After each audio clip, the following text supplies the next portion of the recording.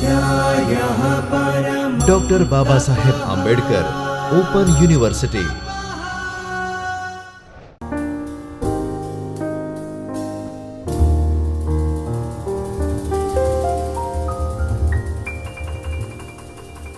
નમસ્કાર મિત્રો, doctor Baba Saheb Ambedkar open યુનિવર્સિટીના ચૈતન્ય સ્ટુડિયોમાં ઇતિહાસ વિષયના આજના લેક્ચરમાં હું ડૉક્ટર સોનલ આપ સર્વેનું હાર્દિક સ્વાગત કરું છું.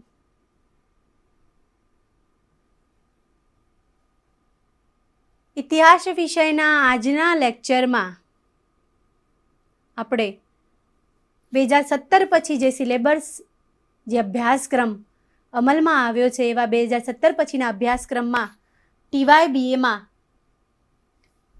HISM 06 ભારતનો ઇતિહાસ ઈસવીસન 18મી સદીના મધ્યભાગથી 19મી સદીના મધ્યભાગ સુધી એ પેપર અને સાથે સાથે 2017 પહેલાં જે એક પેપર EHI 05 ભારત ઈસવીસન 18મી સદીના મધ્યભાગથી 19મી સદીના મધ્યભાગ સુધી આ બે પેપરમાં એક બ્લોક તરીકે લોક આંદોલનો અને બળવાઓનો અભ્યાસ કરવામાં આવે છે. અને આ લોક આંદોલનો અને બળવાઓમાં જે એક યુનિટ તરીકે 1857નો વિપ્લવ, એના કારણો અને સ્વરૂપ વિશેનું જે એક યુનિટ છે, આવા યુનિટના વિશે આજે આપણે અભ્યાસ કરીશું. અગાઉ પણ મિત્રો આપણે 1857ના જે વિપ્લવ છે આ વિપ્લવ વિશે ઘણી ચર્ચા કરી. એના હેતુ, 1857નો વિપ્લવ જાણવા પાછળનો શું હેતુ છે, શું ઉદ્દેશ્ય છે, એના વિશે પણ ચર્ચા કરી.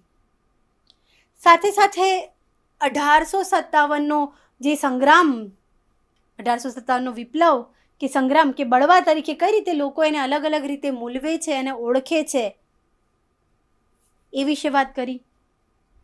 સાથે સાથે 1857નો જે વિપ્લવ થયો કે સંગ્રામ થયો એ એક ઘટના છે. આ ઘટના પાછળ કયા અલગ અલગ કારણો ઘણા લાંબા સમયથી ચાલ્યા આવતા હતા, એ કારણોની આપણે ચર્ચા કરતા હતા. અને કારણોમાં આપણે જે લશ્કરી કારણો છે આ લશ્કરી કારણોની ચર્ચા કરી. આ લશ્કરી કારણોમાં જે તત્કાલીન ઘટના છે કે જે એનફિલ્ડ રાઇફલની ઘટના, એના વિશે આપણે વિસ્તૃત સમજ મેળવી કે જે બરાકપુરની છાવણીમાં 29મી માર્ચના રોજ જે આ રાઇફલના વિરુદ્ધમાં જે બળવો શરૂ થયો અને જેમાં મંગલ પાંડે એ પ્રથમ શહીદ વીર થયો. અને ત્યારબાદ અનુક્રમે આ બળવાએ જે વેગ પકડ્યો અને મેરઠની છાવણીમાં 10મી મેના રોજ જે બળવાની શરૂઆત અને જે દિલ્હી તરફ 11મી મે પહોંચી અને આ બળવાની જે ઘોષણા કરી, આ વિપ્લવની જે ઘોષણા કરી, આ ઘોષણાનું જે બહાદુર શાહ એ જે આગેવાની લીધી એના વિશે વિસ્તૃત ચર્ચા કરી. જે આપણે સૌ આપણા અભ્યાસમાં અત્યાર સુધીના જે પ્રાથમિક, માધ્યમિક કે ઉચ્ચતરના અભ્યાસમાં આપણે ક્યાંક ને ક્યાંક જાણતા આવ્યા છીએ. પરંતુ મેં જેમ વાત કરી કે કોઈ એક ઘટના એ આખું આટલું મોટું સ્વરૂપ કઈ રીતે બની જાય, એ કઈ રીતે એક માત્ર એનફિલ્ડ રાઇફલની ઘટનાથી 1857ના વિપ્લવમાં આટલા રાજાઓ, આટલા સામંતો, આટલા લોકો, આટલા સિપાહીઓ કઈ રીતે જોડાઈ શકે અને કઈ રીતે આ દેશવ્યાપી ઘટના બની, એના જે અનેક કારણો છે, આ 1857નો વિપ્લવ થવા માટેની જે અનેક પૂર્વ ભૂમિકાઓ છે, આ પૂર્વ ભૂમિકાઓ વિશે આપણે ચર્ચા કરતા હતા. જેમાં આપણે લશ્કરી કારણોમાં જે ધાર્મિકતા ઉપર જે પ્રહાર છે, આ ધાર્મિકતા ઉપર પ્રહાર જે ખાલી એનફિલ્ડ રાઇફલ કે જે ગાય અને ડુક્કરમાંથી બનતી હતી, એની ચરબીમાંથી બનતી હતી, કે જે હિન્દુઓએ બધા સિપાહીઓએ, ભારતીય સિપાહીઓએ મોઢેથી તોડવાનો હતો અને માટે એને વાપરવાનો જે ઇનકાર કર્યો, એ એક ધાર્મિક ભાવના સાથે જોડાયેલી વસ્તુ હતી. એના સિવાય પણ વેલ્લોરની છાવણીનો બનાવ હોય કે પછી બરાકપુરની છાવણીનો બનાવ હોય, આવા અલગ અલગ જે છાવણીઓના બનાવો છે કે જ્યાં ક્યાંક દરિયો પાર કરીને જવાની, ઓળંગવાની જે ધર્મભ્રષ્ટ થવાની ભીતિ હોય કે જ્ઞાતિ બહાર મુકાવવાની ભીતિ હોય કે સાથે સાથે ટીલા ટપકા ન કરવા, દાઢી મૂછ ન રાખવી, પોતાની પાઘડી છે પાઘડી તજીને ગાય અને ડુક્કરની ચામડીમાંથી બનેલ સપાટ ટોપો પહેરવાની જે ધાર્મિક લાગણી દુભાવે એવી ભાવના હોય કે પછી જે રાશનનો લોટ મળે છે આ લોટમાં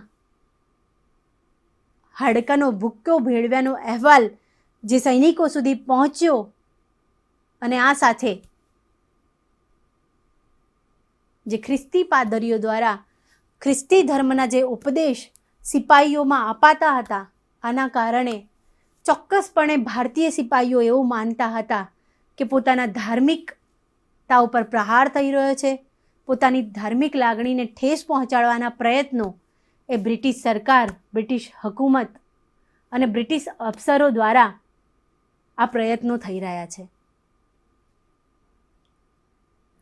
એક આમ 1857ના વિપ્લવ થવા પાછળનું જે કારણ છે એ લશ્કરમાં ધાર્મિકતાની જે પોતાનો ધર્મ સાચવવાની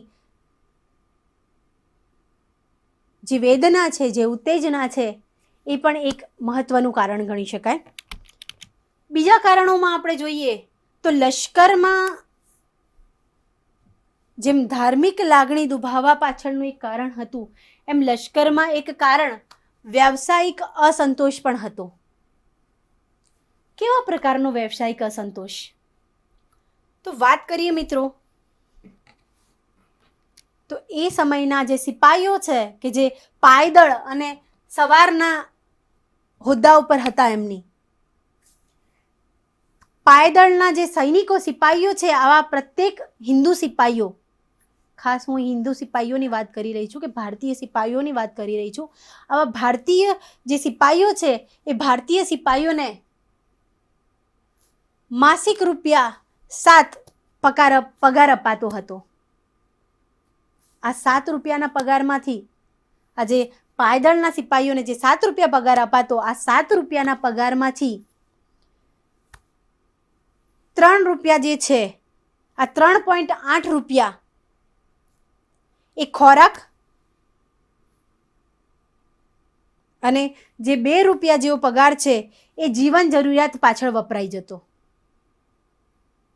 આ બધો ખર્ચા કર્યા બાદ જે માસિક ₹7માં જે ખોરાક, જીવન જરૂરિયાત પાછળ મોટા ભાગનો જે ખર્ચો થઈ જતો, એના પછી એમને માત્ર ને માત્ર ₹1 કે ₹1.5 એમની પાસે બચત પેટે રહેતો. એ જ રીતે સવારના જે પગાર છે, આ સવારનો પગાર એ માસિક ₹27 રહેતો. આ ₹27માં એમને પોતાનો યુનિફોર્મનો ખર્ચ, ખોરાક ખર્ચ, સાથે સાથે ઘોડાઓને જે નિભાવનો ખર્ચ હોય, આ ઘોડાની માવજત પાછળનો ખર્ચ એમને આ ₹27માંથી કરવાનો રહેતો. આમ જે પગાર છે એ પગાર ખૂબ જ નીચા હતા. આ સાથે સાથે પગારની સાથે સાથે જે બઢતી છે, આ બઢતી પણ એક અસંતોષ ઊભો કરવાનું એક કારણ છે. જે રીતે પગાર નીચા હોવા એક અસંતોષ ઊભો કરતો કે આ આટલી બધી માસિકની જે પગાર ધોરણ છે એમાં મોટાભાગનો જે ખર્ચો થઈ જવો અને બચત જે બચવી, એ અસંતોષ સાથે સાથે જે બઢતીની જે પ્રક્રિયા છે, આ બઢતીની પ્રક્રિયામાં ભારતીય સૈનિકોને વંશીય ગુણદોષની ભાવનાનો અહેસાસ થતો રહેતો હતો.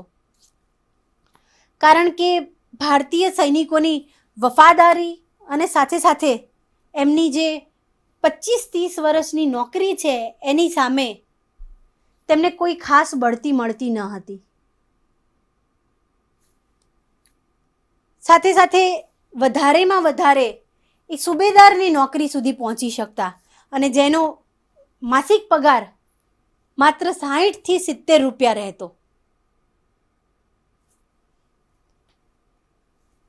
આમ હિન્દુ સૈનિકો કે ભારતીય સૈનિકો છે એમના પગાર ધોરણ ખૂબ નીચા હતા, એમને કોઈ પ્રકારની બઢતી નહોતી મળતી. જ્યારે જે અંગ્રેજી સૈનિકો છે, મિત્રો અહીં તફાવતની વાત કરી છે મેં, બઢતી અને આવકનો તફાવત. પગાર તો ઓછા હતા પણ બઢતી અને આવકનો જે તફાવત છે એની વાત કરીએ તો જે અંગ્રેજ સિપાહીઓ છે, અંગ્રેજ સૈનિકો લશ્કરના કોઈ પણ ઊંચા હોદ્દા સુધી પહોંચી શકતા.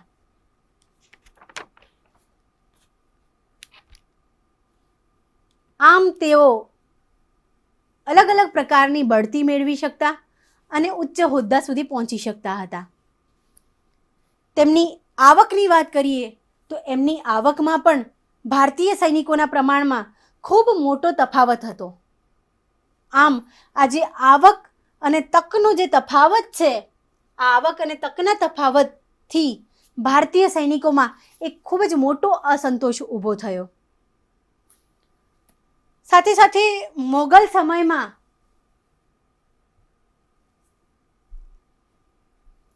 લશ્કરમાં જે ઉપલા વર્ગના જે ભારતીય સિપાહીઓ છે કે જેઓ ઉચ્ચ હોદ્દો ધરાવતા કે ઉપલા વર્ણના હતા, આવા ઉપલા વર્ણના અને ઉચ્ચ ધોરણો ધરાવતા ભારતીય સિપાહીઓ, તેમનું જે સ્થાન છે એ અંગ્રેજ લશ્કરમાં કે બ્રિટિશ લશ્કરમાં ખૂબ જ સામાન્ય થઈ ગયું. આને પણ એક અસંતોષ ઊભો કર્યો. આ ઉપરાંત એ સમયમાં જ્યારે કોઈ સિપાહી વિદેશમાં નોકરી કરવા જાય તો આ વિદેશમાં નોકરી કરવા બદલ આ સિપાહીને, આ ભારતીય સિપાહીને એક ખાસ પ્રકારની અંગ્રેજ સરકાર દ્વારા એક ખાસ પ્રકારનું ભથ્થું, આ વધારાનું ભથ્થું પ્રાપ્ત થતું, જેને બટ્ટી તરીકે પણ ઓળખવામાં આવે છે. આવા વધારાની જે બટ્ટી છે એ ચૂકવણું પણ સમયાંતરે બંધ કરી દેવામાં આવ્યું, જેનાથી પણ ભારતીય લશ્કરમાં એક ખૂબ મોટો અસંતોષ ઊભો થયો અને એમની ફરિયાદોમાં વધારો થયો. આ ઉપરાંત બીજું એક કારણ છે તોછડું વર્તન. મિત્રો, અંગ્રેજ અધિકારીઓ, આજે હિન્દુ સિપાહીઓ કે જે ભારતીય સિપાહીઓ છે, આ સૈનિકો પ્રત્યેનું એમનું જે વર્તન છે એ વર્તન પણ તુમાકી ભર્યું અને તોછડું હતું. તેમની સાથે વારંવાર અંગ્રેજ સરકાર દ્વારા, અંગ્રેજ સૈનિકો દ્વારા, અંગ્રેજ અધિકારીઓ દ્વારા ગાલી ગલોચની ભાષાથી વાત કરવામાં આવતી. આમ લશ્કરમાં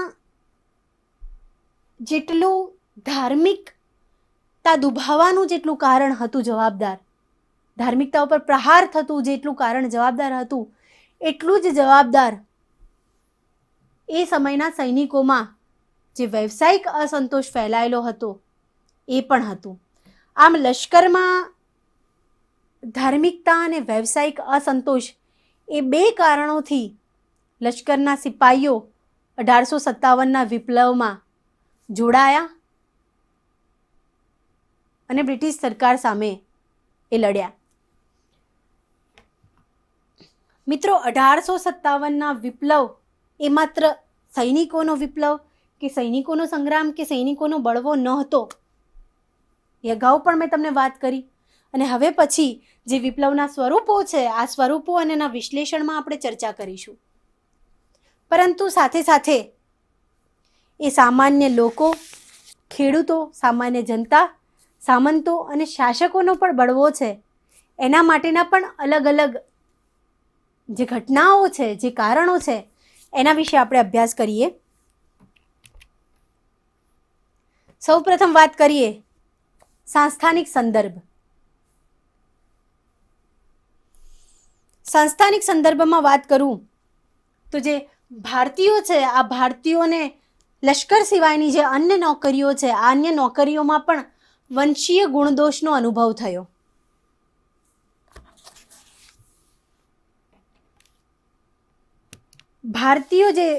ભારતીયો છે એમને સારા પગાર ધોરણ તેમજ ઊંચા હોદ્દાવાળી જે નોકરીઓ છે, આ ઊંચા વહીવટી હોદ્દાઓ કે પછી નોકરીઓમાં એમની પ્રવેશને અટકાવવામાં આવતો.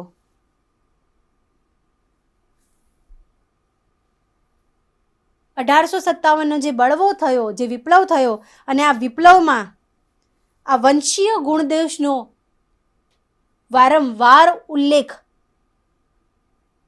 આ સમયની જાહેરાતોમાં કરવામાં આવ્યો છે. 1857ના સંગ્રામમાં લોકો સુધી પહોંચવા માટે, લોકોને સમજાવવા માટે એની જે જાહેરાતો છે એમાં ભારતીય વંશીય ગુણદોષની ચર્ચા કરેલી છે. અને એમાં ભારતીય લોકોને ઉચ્ચ હોદ્દા સુધી ન પહોંચવા દેવા, કે એમને ઉચ્ચ પગાર ન આપવો, આવા અનેક બાબતોનો અહેવાલ એમાંથી પ્રાપ્ત થાય છે. બીજી વાત કરીએ તો કારીગર વર્ગ અને હસ્ત ઉદ્યોગોને નુકસાન. મિત્રો, કારીગર વર્ગ અને હસ્ત ઉદ્યોગો પર નપતા જે કારીગરો છે, આ વર્ગને ખૂબ જ મોટું નુકસાન બ્રિટિશ સમયગાળા દરમિયાન થયું. આપણે સૌ જાણીએ છીએ કે ઔદ્યોગિક ક્રાંતિની શરૂઆત થઈ, અને ઔદ્યોગિક ક્રાંતિની જે શરૂઆત થઈ એના કારણે ઇંગ્લેન્ડના યંત્રો અને કારખાનોમાં મોટા પ્રમાણમાં માલ તૈયાર થવા માંડ્યા. અને આ જે કારખાનામાં અને યંત્રો દ્વારા તૈયાર થયેલ માલને મોટા પ્રમાણમાં ભારતમાં આયાત કરવામાં આવી. અને આ આયાતના લીધે, આ મોટા પ્રમાણમાં થયેલ યંત્રોમાં અને કારખાનામાં તૈયાર થયેલ મોટા પ્રમાણના માલની સામે, એની હરીફાઈમાં આ ગૃહ ઉદ્યોગો છે, કે જે હસ્ત ઉદ્યોગોનો જે માલ છે, એ માલ ટકી શક્યો નહીં. અને જેના પરિણામે અનેક કારીગરો, અનેક હસ્ત ઉદ્યોગો પડી ભાગ્યા, અનેક લઘુ ઉદ્યોગો પડી ભાગ્યા, અનેક જે કારીગરો છે, આ કારીગરો પાયમાલ થઈ ગયા. આમ જે કારીગર વર્ગ જે છે એને ખૂબ જ મોટું નુકસાન થયું. સાથે સાથે 1857ના વિપ્લવ પહેલા જે ખાલસા નીતિ અમલમાં મૂકેલી, આ ખાલસા નીતિના કારણે અનેક શાસકો, અનેક રાજાઓ પોતાના રાજ્ય વિહોણા થઈ ગયા. અને એના કારણે જે શાસકો દ્વારા, જે રાજાઓ દ્વારા પોતાના પ્રદેશોમાં ચાલતી હસ્ત ઉદ્યોગો અને લઘુ ઉદ્યોગોને જે પ્રોત્સાહન અપાતું હતું, એ પ્રોત્સાહન પણ ત્યાં બંધ થઈ ગયું. આમ એક મોટો ફટકો લઘુ ઉદ્યોગો, ગૃહ ઉદ્યોગો, હસ્ત ઉદ્યોગોને પડ્યા. અને એના કારણે કારીગરોની રોજી રોટી જે છે એમાં ખૂબ મોટું નુકસાન થયું. સાથે સાથે વાત કરીએ તો જમીન મહેસૂલ વ્યવસ્થાની. મિત્રો, અંગ્રેજોએ જે અપનાવેલ જમીન મહેસૂલ વ્યવસ્થા હતી, આ જમીન મહેસૂલ વ્યવસ્થાથી ઘણા જે જમીનદારો હતા, આ જમીનદારોએ પોતાની જાગીરીઓ ગુમાવી દીધી. ખેડૂતોની સાથે સાથે જે ગ્રામ્ય સમુદાય છે, આ ગ્રામ્ય સમાજના જુદા જુદા સ્તરના લોકો પણ ભારે જમીન મહેસૂલની જે આકારણી છે, એ આકારણીથી જમીન વિહોણા બન્યા.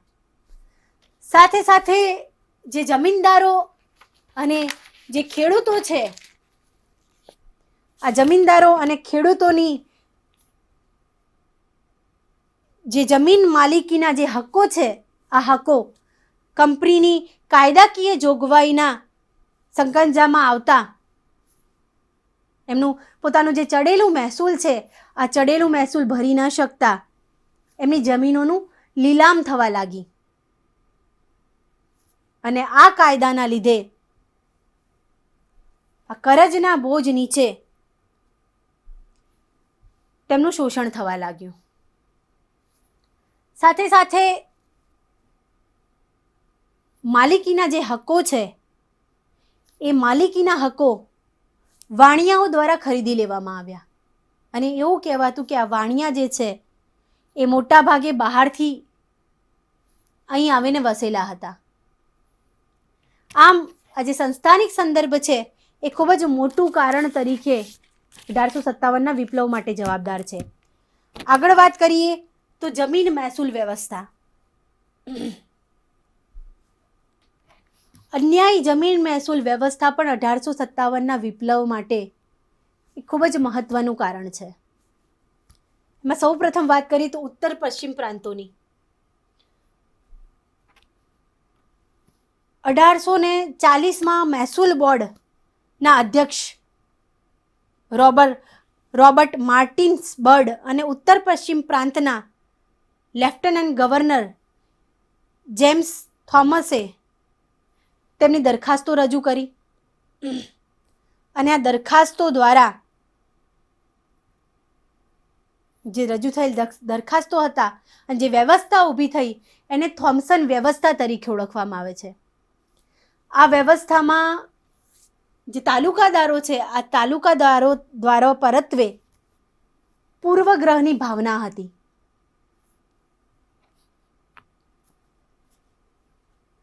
બ્રિટિશ કે અંગ્રેજો દ્વારા ભારતના ઉત્તર પશ્ચિમ પ્રાંતમાં જે આ અમલમાં મુકાયેલ જે જમીન વ્યવસ્થા છે, મહેસૂલી વ્યવસ્થા છે, એના વિશે વાત કરીએ તો અહીંના જે તાલુકાદારો પરત્વે જે પૂર્વગ્રહથી તાલુકાદારો જે પૂર્વગ્રહ ઊભો થયો હતો, આ પૂર્વગ્રહથી તાલુકાદારોને એમ લાગ્યું કે ખૂબ જ ટૂંકા સમયમાં 10 વર્ષથી પણ ઓછા સમયમાં એમના રાજ્યોમાંથી મોટા પ્રમાણમાં તેમની માલ સત્તા પડાવી લેવામાં આવી છે.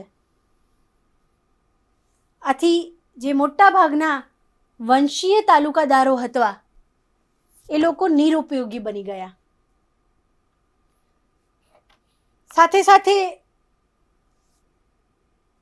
જે વ્યક્તિગત અને સંયુક્ત જમીનદારો છે, આ સંયુક્ત જમીનદારો પણ ભારે મહેસૂલની આકારણીના કારણે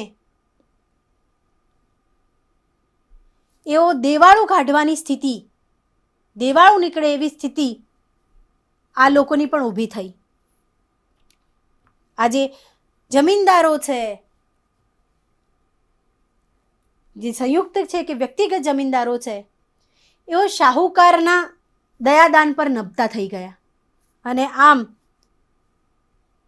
એમની જે દેવાળા કાઢવાની સ્થિતિ છે એ પણ 1857ના વિપ્લવમાં ઉત્તર પશ્ચિમ પ્રાંતમાં થયેલ એક મહત્વનું કારણ ગણી શકાય. એ જ રીતે વાત કરીએ તો અવધની. અવધ પ્રાંતને 1856ના ફેબ્રુઆરી માસમાં બ્રિટિશ સરકાર દ્વારા બ્રિટિશ સામ્રાજ્યમાં ભેળવી દેવામાં આવ્યું અને આ પછી ત્યાં થોમ્સિયન પદ્ધતિ, મહેસૂલ માટે થોમ્સિયન પદ્ધતિ દાખલ કરવામાં આવી. આ પદ્ધતિમાં વાત કરીએ તો ત્યાં સમગ્ર પ્રદેશના એકંદરે મહેસૂલી આકારણીમાં ઘટાડો કરવામાં આવ્યો. કહેવાય છે કે 28માંથી 63% જેટલી જ વધારે આકારણી થઈ હતી. સાથે સાથે જે મહેસૂલ ઉઘરાવવાની જે પ્રથા છે એ પ્રથામાં પણ એક મોટો તફાવત જોવા મળ્યો. કઈ રીતે મિત્રો? તો જ્યારે અંગ્રેજોએ આ રાજ્યને પોતાના સામ્રાજ્યમાં ભેળવ્યું એના અગાઉ ખેડૂતો અને તાલુકાદારો વચ્ચે જે મહેસૂલ ઉઘરાવવાની જે પદ્ધતિ હતી, આ મહેસૂલ ઉઘરાવવાની પદ્ધતિ એ ધાન્ય રૂપે થતી હતી કે ધાન્ય રૂપે પોતાનું મહેસૂલની આકારણી કરતા કે ધાન્ય રૂપે પોતાનું મહેસૂલ પૂરું કરતા હતા કે આપતા હતા, જેનાથી એ પોતાની જે જરૂરિયાતો છે, પોતાની જરૂરિયાતો એ સંતોષી શકતા હતા. આ ધાન્યના રૂપે મહેસૂલ ઉઘરાવવાની પદ્ધતિથી એ પોતાની જરૂરિયાતો સંતોષી શકતા હતા. પરંતુ અંગ્રેજોએ ભારતમાં પૈસાના રૂપે મહેસૂલ ઉઘરાવવાની પદ્ધતિ દાખલ કરી અને જેના કારણે એક મોટી અસર આ ખેડૂતો ઉપર થઈ. કઈ રીતે મિત્રો? તો ક્યારેક વધુ પડતી આકારણી થતી જેના કારણે ખેડૂતો મુશ્કેલીમાં મુકાતા, ક્યાંક વધારે પાક થતો તો ક્યારેક ઓછો પાક થતો, ક્યારેક વર્ષ ખરાબ જતું. કુદરતી કારણોસર, ક્યારેક નીચા ભાવ મળતા તો ક્યારેક ઊંચા ભાવ મળતા. આના કારણે ખેડૂતોને બહુ સહન કરવું પડતું અને આ બધી વ્યવસ્થાથી ખેડૂતોમાં એક મોટો અસંતોષ ઊભો થયો. જો મિત્રો, કઈ રીતે સામાન્ય જનતા 1857માં જોડાણી, આ જોડાવા પાછળના જે કારણો છે, આ કારણો વિશે આપણે અભ્યાસ કરી રહ્યા છીએ કે કઈ રીતે સામાન્ય જનતા કે ખેડૂતો જોડાણા એના માટેના. આમ જે સિપાહીઓનો જે બળવો છે, સિપાહીઓએ કરેલ અસંતોષ, સિપાહીઓને થયેલ અસંતોષ છે, એ પણ એક અલગ કારણ હતું.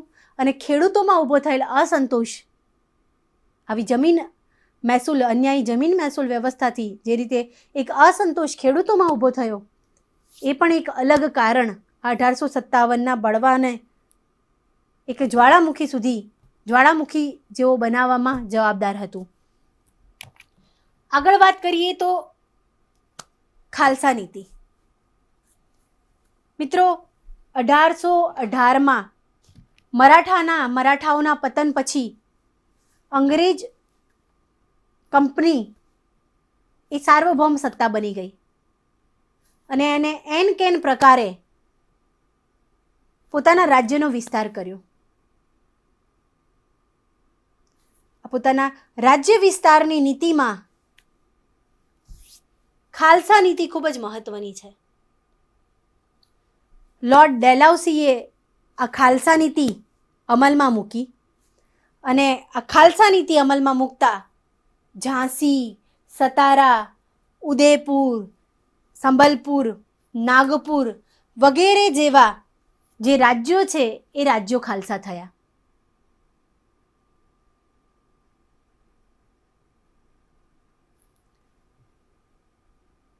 પોતાના રાજપાટને બચાવી ન શકનાર આવા જે શાસકો છે, આ નીતિથી પોતાના રાજપાટ કે પોતાના રાજ્યને બચાવી ન શકનાર એવા અનેક શાસકો 1857ના વિપ્લવમાં જોડાણા અને એમને આગેવાની લીધી.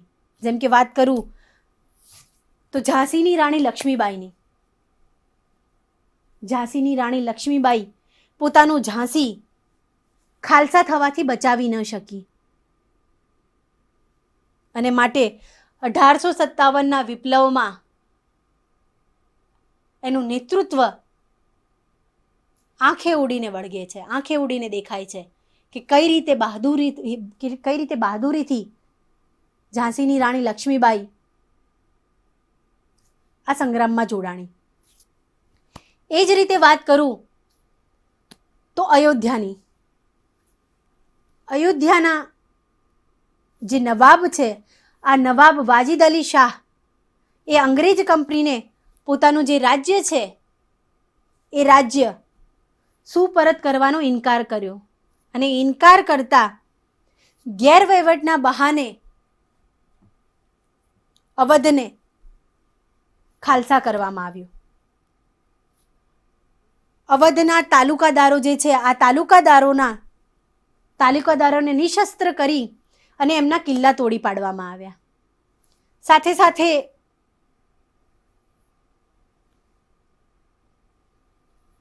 આ રાજ્ય ખાલસા થતા જે તેના હસ્ત ઉદ્યોગો, લઘુ ઉદ્યોગો છે એ પડી ભાગ્યા. બધા ધંધા રોજગાર બંધ થઈ ગયા, કારીગરો બેકાર બન્યા. સાથે સાથે સરકારે જમીન મહેસૂલ પણ વધાર્યું અને અયોધ્યાના જે નવાબ છે, અયોધ્યાના નવાબને નજર કેદ કરવામાં આવ્યા અને માટે અયોધ્યાની બેગમ હજરત મહાલ એ 1857નું અયોધ્યા તરફથી, અવધ તરફથી નેતૃત્વ લે છે અને એના નેતૃત્વ નીચે સિપાહીઓ અને લોકો જોડાય છે અને આ સંગ્રામમાં બ્રિટિશ સરકાર સામે લડે છે. અયોધ્યાને ખાલસા કરવાનું જે બહાનું છે, જે ગેરવહીવટના બહાને જે ખાલસા કરવામાં આવ્યું, એના પાછળની બ્રિટિશ સરકારની જે નીતિ છે એ નીતિ એ મોટા પ્રમાણમાં ફળદ્રુપ અવધ છે, આ અવધમાંથી મૂડી રોકાણ કરવાની હતી. મૂડી રોકાણ કરી અને વેપારનો મોટો નફો બ્રિટિશ સરકાર ત્યાંથી મેળવવા માગતી હતી. અને એ જ રીતે ગળી અને કપાસનો આ અવધમાં ગળી અને કપાસ દ્વારા કંપનીને મોટા પ્રમાણમાં દ્રવ્ય કે પુષ્કળ પ્રમાણમાં દ્રવ્ય અહીં અવધમાંથી પ્રાપ્ત થયું. છેલ્લે જે કારણ છે એ છે ધર્મ અને સંસ્કૃતિ. મિત્રો, લશ્કરમાં જે રીતે ધાર્મિક લાગણી દુભાવી એમ સામાન્ય લોક જનતાની પણ ધર્મ અને સંસ્કૃતિ ઉપર પ્રહાર થાય એવા અનેક કારણો ને લીધે 1857ના વિપ્લવમાં અનેક લોકો જોડાયેલા હતા. જેમ કે વાત કરું તો સતી પ્રથા ઉપર પ્રતિબંધ મૂકવો, વિધવા વિવાહની પુનઃ છૂટ આપવી કે પુનઃ વિધવા વિવાહ થઈ શકે કે વિધવા વિવાહ થઈ શકે એની છૂટ આપવી. સાથે સાથે ખ્રિસ્તી બનેલ જે ભારતીય છે આવા ભારતીયને પોતાના વડીલની જે મિલકત છે એ મિલકતમાં વારસાનો હક આપવો. આવા અલગ અલગ જે કાયદાઓ થયા, આવા અલગ અલગ જે પ્રથાઓ શરૂ થઈ, એના કારણે જે એક રૂઢિચુસ્ત માનસ છે ભારતનું, આ રૂઢિચુસ્ત લોકોમાં, રૂઢિચુસ્ત માનસમાં એક એવી છાપ ઊભી થઈ કે બ્રિટિશ સરકાર દ્વારા એમનો ધર્મ ભ્રષ્ટ કરવામાં આવે છે અને એમની જે ધાર્મિક છે આ ધાર્મિક લાગણી દુભાવવામાં આવે છે. અને આ બધા જે કારણો છે, ધાર્મિક લાગણી દુભાવી, એમનો ધર્મ ભ્રષ્ટ કરવો, એમની સંસ્કૃતિ ઉપર પ્રહાર કરવો, આવી એક લાગણી આ રૂઢિચુસ્ત હિન્દુઓમાં, રૂઢિચુસ્ત ભારતીયોમાં ઊભી થઈ. અને માટે આવા લોકો 1857ના વિપ્લવમાં જોડાણા, 1857ના સંગ્રામમાં જોડાણા અને જોડાઈ અને અંગ્રેજો સામે એમને પ્રતિકાર કર્યો. આમ મિત્રો, હિન્દુ અને મુસ્લિમો એક થઈ અને 1857ના વિપ્લવમાં લડ્યા. અને બંને જ્યારે એક થઈને જ્યારે લડ્યા ત્યાં એક સ્પષ્ટ બાબત થાય છે કે એ લોકો પોતાનો ધર્મ બચાવવા માટે સાથે થઈને લડેલા હતા. આ મિત્રો, આપણે આજે 1857ના જે વિપ્લવ છે આ વિપ્લવના અલગ અલગ કારણો વિશે ચર્ચા કરી. કયા પ્રકારના કારણો છે? લશ્કરીય કારણ છે કે સામાન્ય જનતાનું કારણ છે કે શાસકીય કારણ છે કે પછી ખેડૂત અને સામંતોનું કારણ છે? આવા અલગ અલગ કારણો કે જે 1857ના સંગ્રામને બનાવવા માટે કે એ એક સામાન્ય બળવાને, સિપાહીઓના બળવાને એક સંગ્રામ તરીકે ઊભું કરવા માટે જવાબદાર હતા. આમ 1857ના જે કારણો વિશે ચર્ચા કર્યા બાદ હવે પછીના લેક્ચરમાં આપણે એના સ્વરૂપો, એનું વિશિષ્ટીકરણ, સ્પષ્ટીકરણ અને એના પરિણામો વિશે ચર્ચા કરીશું. અસ્તુ. સ્વાધ્યાયઃ